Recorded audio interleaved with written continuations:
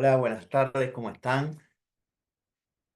Gracias por estar ahí. Bienvenidas, bienvenidos a nuestro quinto encuentro, sexto encuentro de metodología de la investigación social. Pasa rápido, ¿no? La verdad que pasa rápido.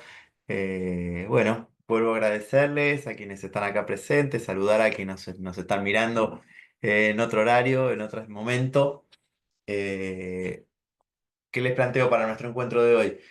Vamos a terminar de ver las temáticas relacionadas con nuestra unidad número 3, unidad donde vamos a terminar de ver temáticas relacionadas con la muestra, ¿sí?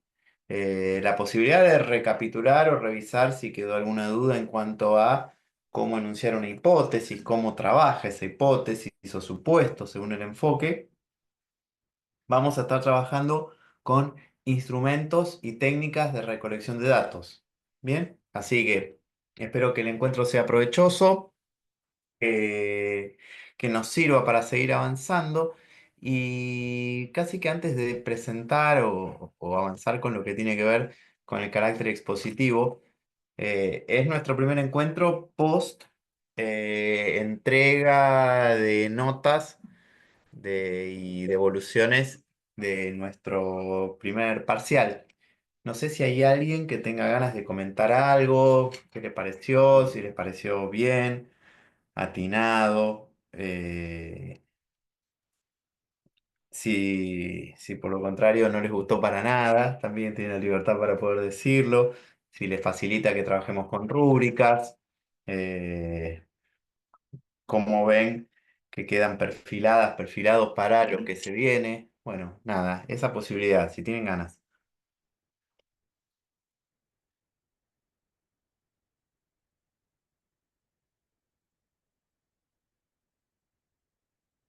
Bueno, eh, dejémoslo si quieren, ¿no? Para otras instancias, para otros momentos. Tienen la posibilidad de que nos contactemos por diferentes formas. Bueno, siempre la invitación a la participación tiene que ver con esto, con la posibilidad de que digamos, bueno, nutrirnos de las experiencias. No solamente ustedes aprenden ante cada instancia de evaluación, nosotros los profes también seguimos aprendiendo, seguimos viendo cómo es que es la mejor forma de encarar la evaluación y los trabajos. Así que bueno, siempre los canales abiertos saben que cuentan con ello.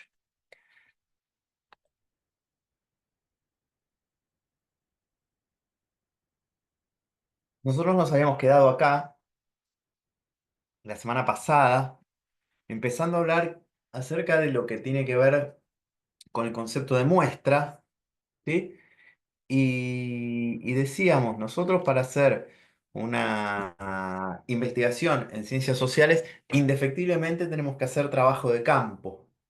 Bien, si hay algo que queda de esa noción positivista, de esa noción experimental de lo científico, tiene que ver con la posibilidad de trabajar no solamente desde el puro intelecto, sino con recopilación de datos, con recopilación de datos que puedan transformarse en información, en conocimiento, y, y para ello es fundamental poder determinar y saber qué unidades de análisis, qué sujetos van a ser, recordando que los sujetos no es sinónimo de persona, por lo menos para nuestra disciplina, qué sujetos nos van a proporcionar información.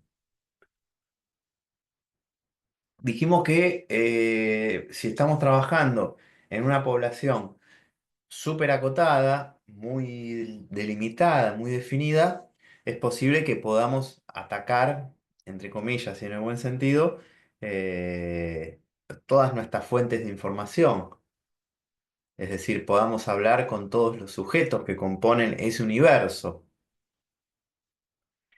Si por el contrario nosotros queremos trabajar sobre universos, poblaciones más amplias, sigue estando latente la posibilidad de poder trabajar con todos esos individuos, pero se vuelve antieconómico.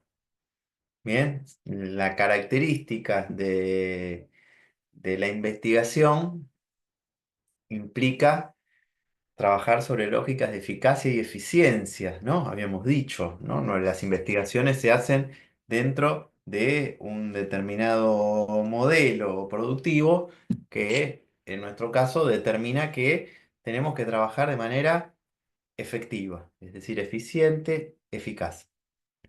Entonces, nosotros podemos detectar que hay formas en las cuales no necesariamente tengamos que ir a la totalidad de la población, sino que podemos, a partir de determinadas definiciones, tomar solamente una porción. Esa porción es lo que vamos a conocer como subgrupo, lo vamos a conocer como muestra. ¿Bien? Toda muestra tiene que ser indefectiblemente representativa de esa población. Tiene que ser parte, tiene que formar, ¿sí? Eh, tiene que sentirse dentro de ese universo que queremos estudiar. Que la muestra sea representativa no implica la necesidad de pensar que de los datos recolectados y de su posterior transformación en conocimiento, sus datos se puedan generalizar a la totalidad del universo. La posibilidad o la búsqueda de generalizar la vamos a encontrar en el muestreo probabilístico. ¿Bien? Es un muestreo asociado directamente con el enfoque metodológico cuantitativo. Entonces, el objetivo central de definir ese subgrupo es encontrar casos que sean representativos, es decir, que formen parte de esa población, para que a partir del análisis pueda generalizarlo, ¿no? Y como objetivo máximo, llegar a crear teorías. Bien, la posibilidad de pensar que de esa generalización puedo teorizar, puedo generar conocimiento validado empíricamente.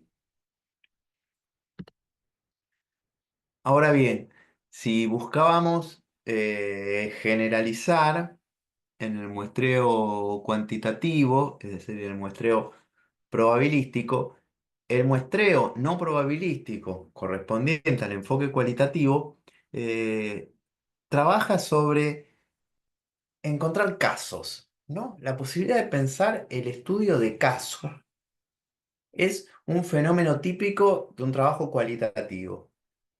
Entonces, si yo quiero trabajar sobre una problemática y quiero conocer en profundidad uno o eh, no quiero decir universo, una serie de casos muy delimitados para tratar de entenderlos en profundidad, es decir, aplicando la lógica de que mientras menos casos ocupe mi análisis, más va a ser la posibilidad de que los conozca en profundidad, eh, no va a buscar una lógica de generalización.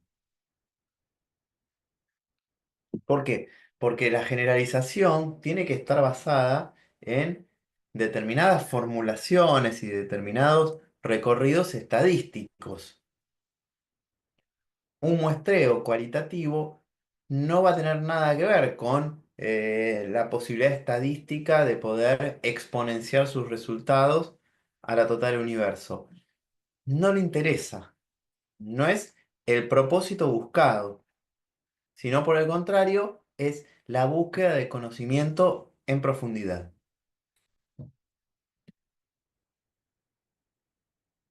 ¿Queda clara cuál es la diferencia entre el muestreo probabilístico utilizado en el enfoque cuantitativo y el muestreo no probabilístico o dirigido que se utiliza en enfoque cualitativo?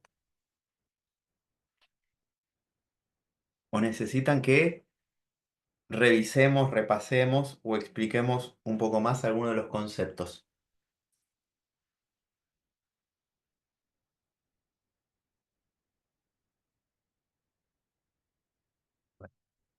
Mucho silencio.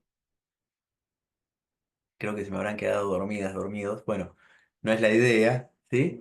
Este, sigamos avanzando. Nosotros podemos pensar que existen cuatro grandes tipos de muestreos basados en el enfoque cuantitativo, es decir, muestreos probabilísticos. En la bibliografía lo podemos encontrar como probabilísticos, como aleatorios. Lo tomamos como sinónimo, ¿sí? Probabilístico o aleatorio para nosotros es lo mismo. Y nos encontramos con cuatro grandes estilos de muestreo que también en algunos casos suelen combinarse unos con otros. Bien, la gran diferencia entre un muestreo simple y un muestreo sistemático tiene que ver con la forma en la cual accedemos a la información de este universo y de qué manera los vamos tabulando. Empiezo. Un muestreo simple es aquel que, de la forma que sea, puede ser a través de un software, a través de la utilización de tablas en una hoja de cálculo, una vez que definimos cuántas unidades de análisis necesitamos para poder exponenciar los resultados a la totalidad del universo, con un nivel de error muestral bajo, es decir, con un nivel de confianza en los resultados mínimamente superior al 95%, este, establecemos una instancia azarosa total, ¿sí? Totalmente azaroso va a ser, azarosa, mejor dicho, la forma en la cual definamos y seleccionemos quién va a proporcionarnos los datos, es decir, a quién vamos a conocer, a poder entender como unidad de análisis. Cuando hablamos de un muestreo sistemático, lo que estamos pensando es en lo siguiente, en la posibilidad de que una vez determinado cierto orden entre todos los sujetos que componen un universo, partir desde un número determinado y dependiendo de la cantidad de, de unidades de análisis que necesitemos, ir estableciendo criterios, ¿no? Gaps, espacios entre los cuales se va convocando a determinadas unidades de análisis. ¿Bien?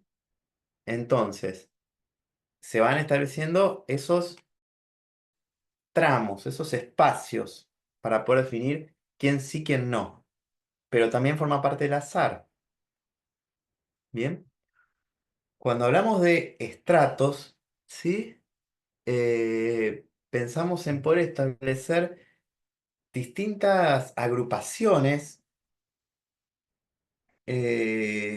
que contienen determinado criterio de homogeneidad, es decir, que se corresponden con alguna característica determinada, ¿no? Los ejemplos que figuran acá, por determinada profesión, por determinado lugar de residencia, por determinado estado civil. Es decir, ahí es donde vamos a captar ese estrato que nosotros queremos conocer. Bien, si quiero saber cómo es que los habitantes del municipio de Lomas de Zamora definen cómo encarar sus compras del día de Pascua, yo ya definí que mínimamente voy a poder establecer mi universo dentro de las personas que habitan dentro de un determinado lugar. Bueno, defino eso. Entonces, yo cuando le pregunto a una persona, imaginemos en una encuesta, si dónde vive, la condición, la clave para poder seguir avanzando es que me diga que vive en el lugar que yo quiero conocer. Entonces, ahí ya determino un lugar estipulado. Una vez que tengo ese lugar estipulado, trato de cumplir con esta regla de un muestreo simple, un muestreo sistemático. ¿Bien? Dentro de esa definición de estrato. Eh, y cuando hablamos de conglomerados, pensamos en determinar distintas agrupaciones de personas, ¿sí? Y podemos trabajar con más de un agrupamiento de personas.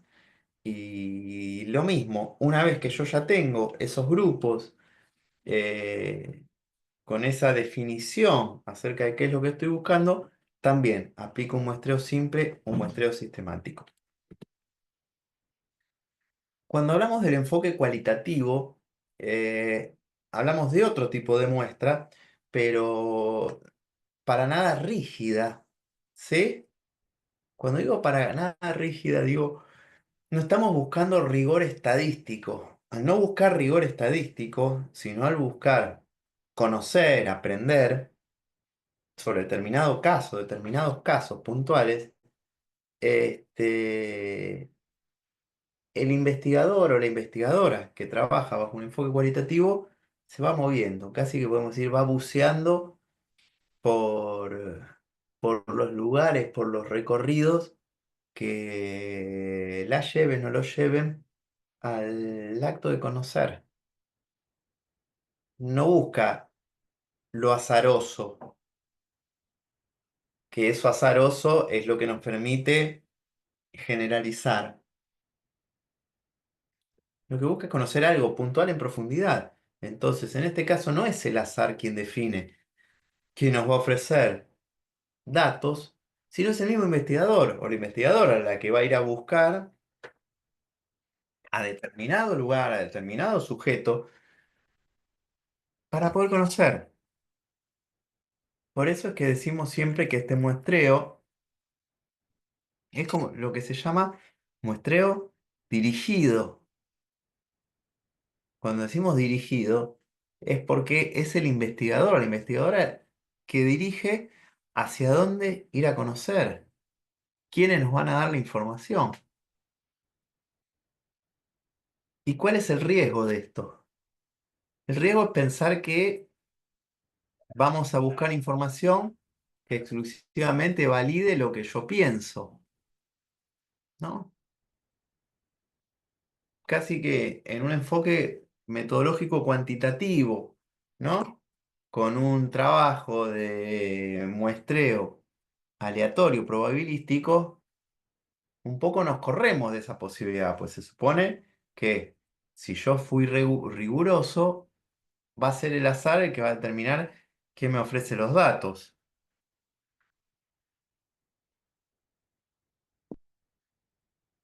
En una investigación de enfoque cualitativo, no. El investigador va a buscar datos, va al encuentro de esos sujetos, al encuentro de esas unidades de análisis y trabaja en profundidad. Busca conocer.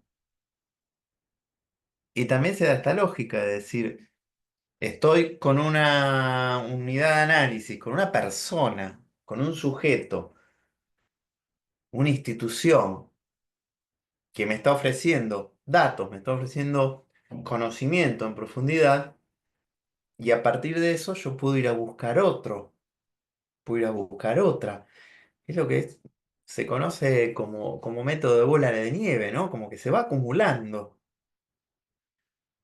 sin un rumbo fijo, sin una determinación estadística, simplemente con el afán de conocer. No es para nada sencillo, vuelvo a decirlo, pero busca conocimiento en profundidad. Nosotros habíamos dicho, y venimos casi como un hilo estructurante de nuestra cursada, que había cuatro grandes decisiones que un investigador tenía que tomar. Habíamos dicho, el primero, recortar un problema. Segundo, definir quiénes nos iban a ofrecer la información, que es lo que venimos hablando hasta recién.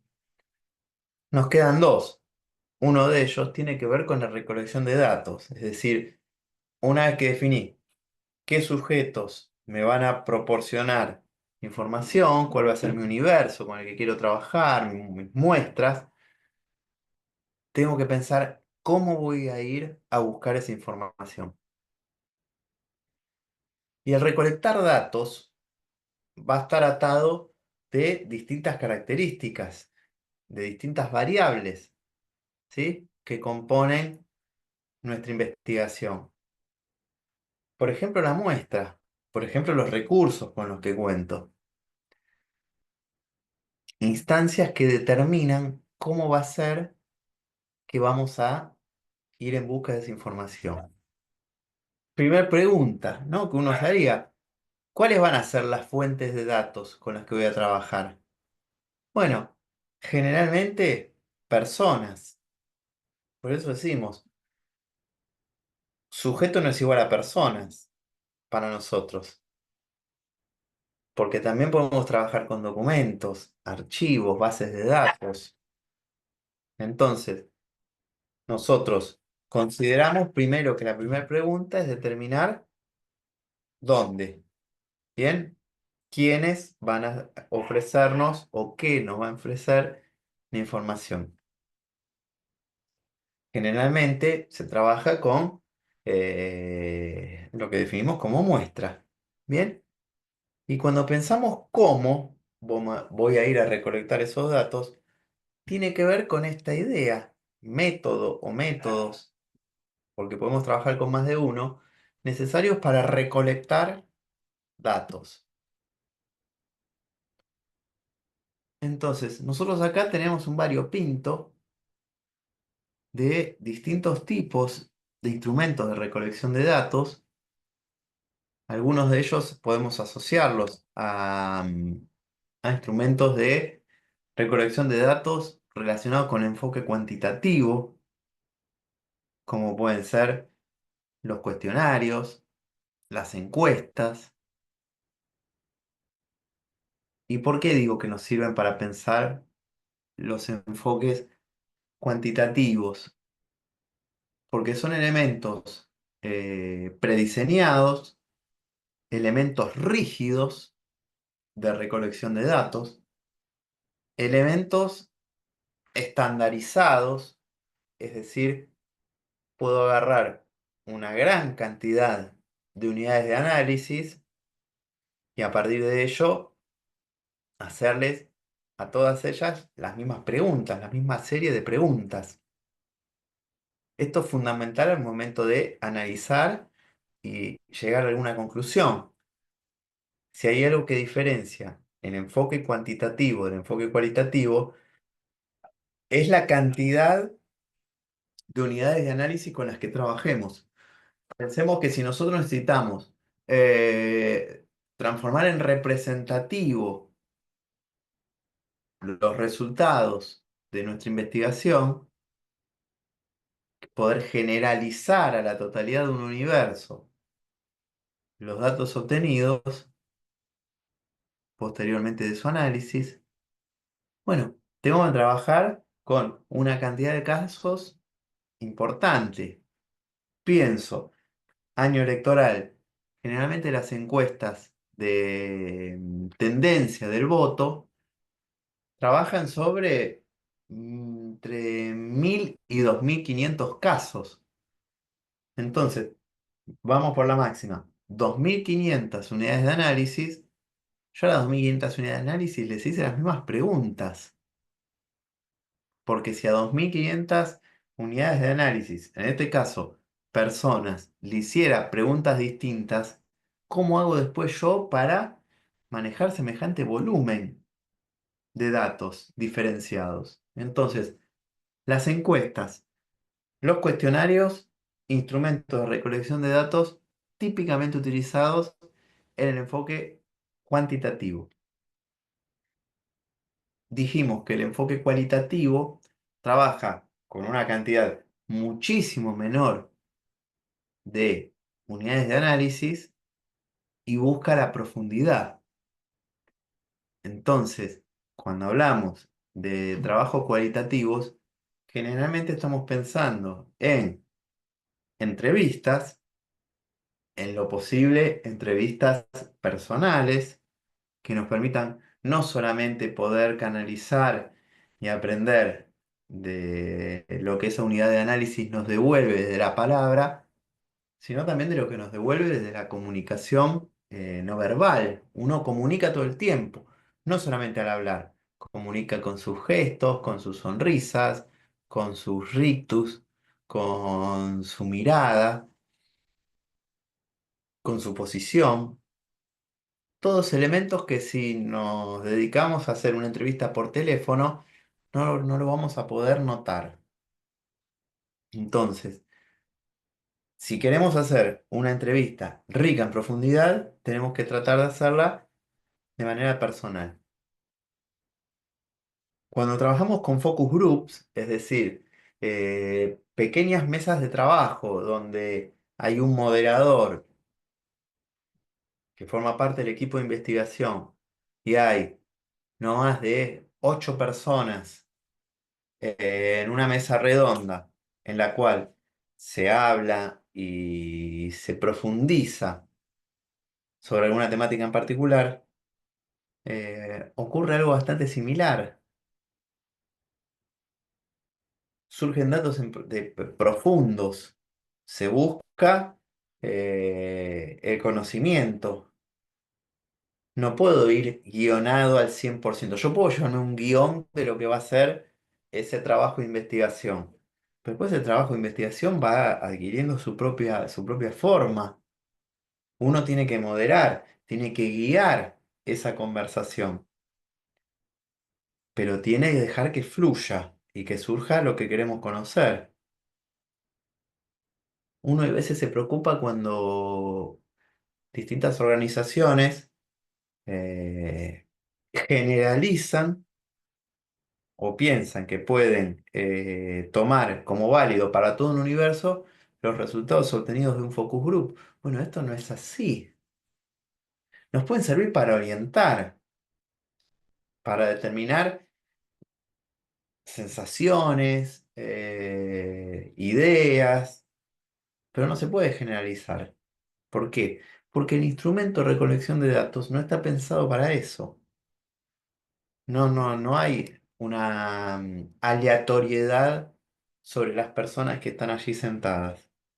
Y aunque la hubiese, la cantidad de unidades de análisis que componen ese estudio son lo relativamente acotadas como para no poder pensar en generalizar.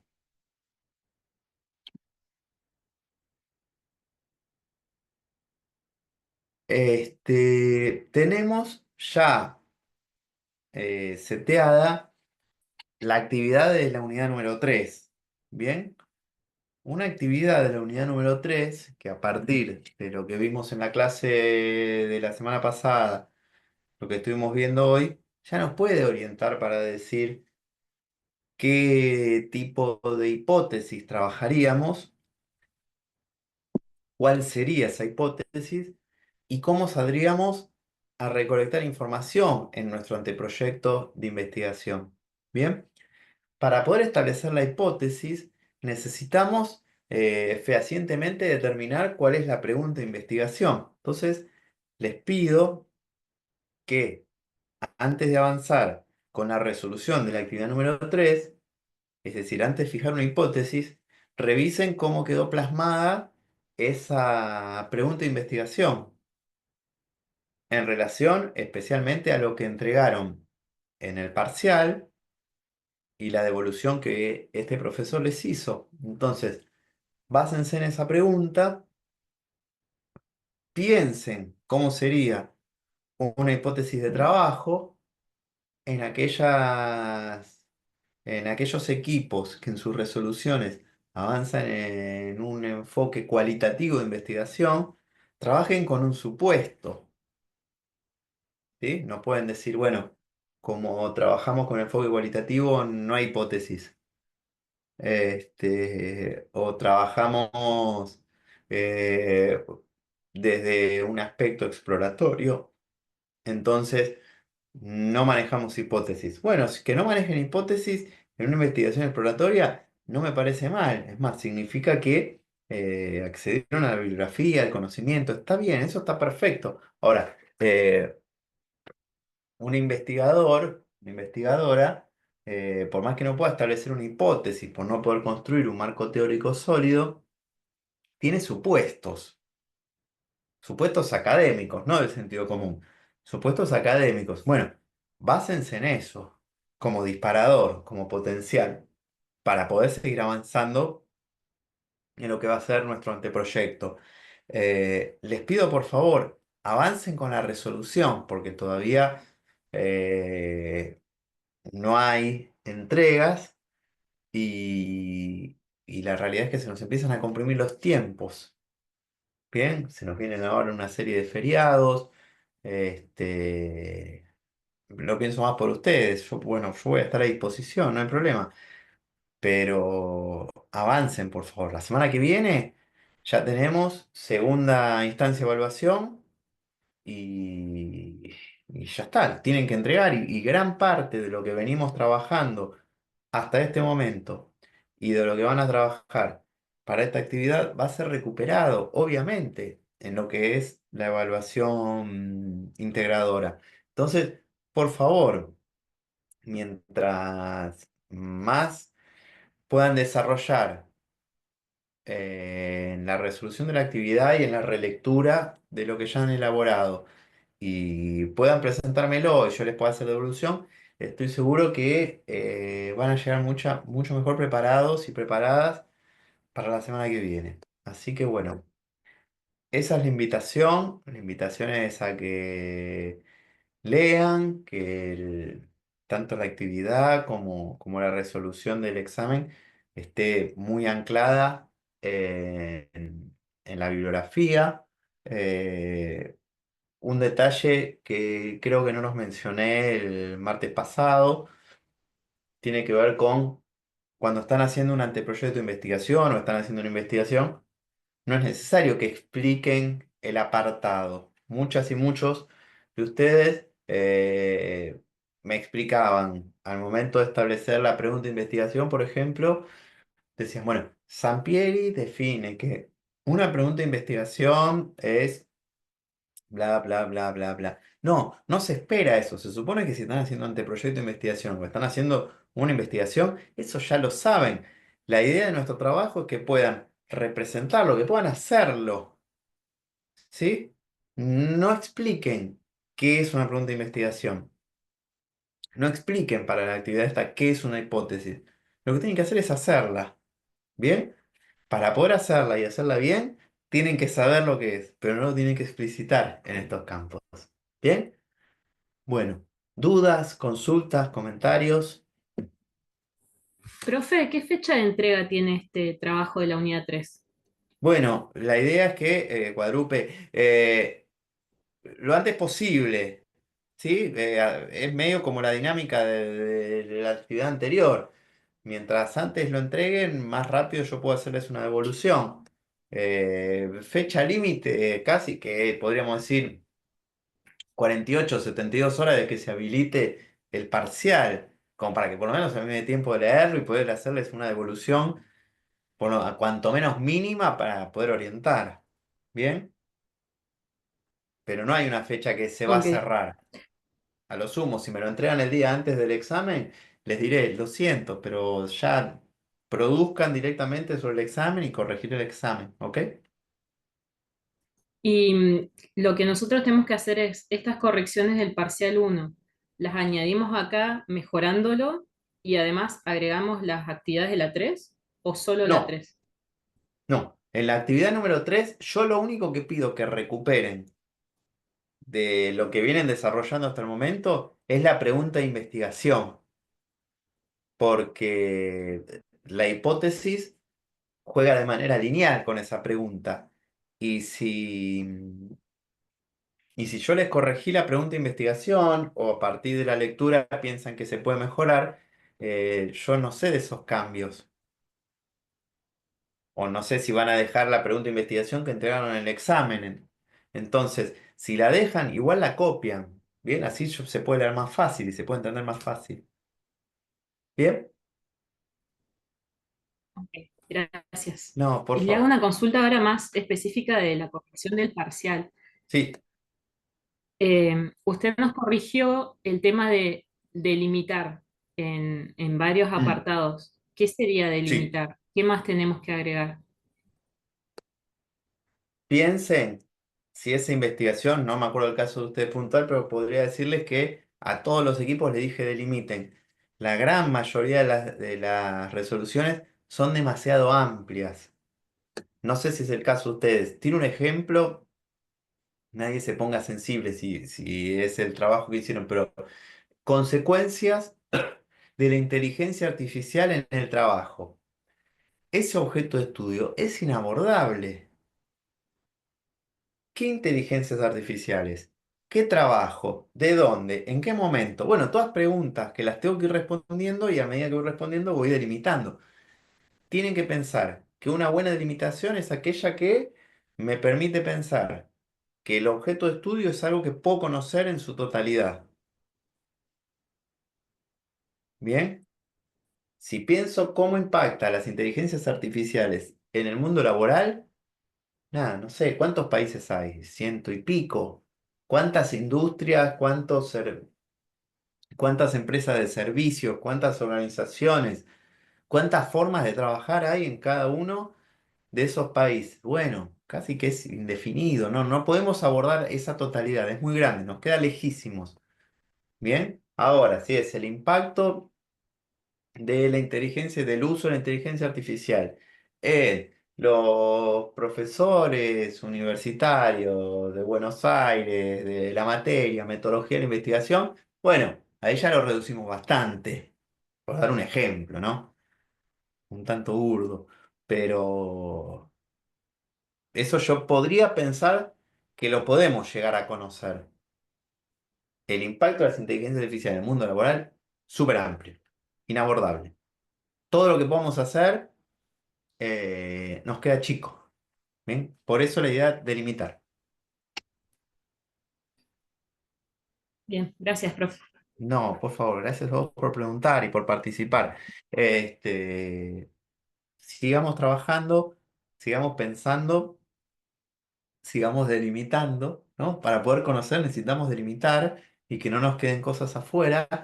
Y bueno, han sido poder leerlas, leer las resoluciones y ya vayan poniéndose a tono, a tiro con las lecturas porque en breve se nos viene el examen. ¿Sí? Les mando un beso grande a quienes estuvieron acá, a quienes están viendo esto grabado y nos vemos el martes que viene. Hasta luego. Chao, Gracias. profe. Gracias. Chao, gracias.